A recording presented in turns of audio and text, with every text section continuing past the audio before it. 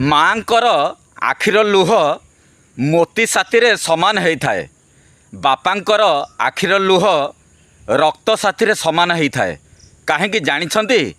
ବାପା ମା ଜନ୍ମ ଦେଇ ପାଳିପୋଷି ମଣିଷ କରିଥାନ୍ତି। କିଛି ଲୋକ ଏମିତି ଅଛନ୍ତି ବଡ଼ ହେଲା ପରେ ଚାକିରି କରି ଯେତେବେଳେ ପଇସା ରୋଜଗାର କରନ୍ତି ସେତେବେଳେ ବାପା ମାଆଙ୍କୁ କେବେ ବି ପଚାରି ନଥାନ୍ତି।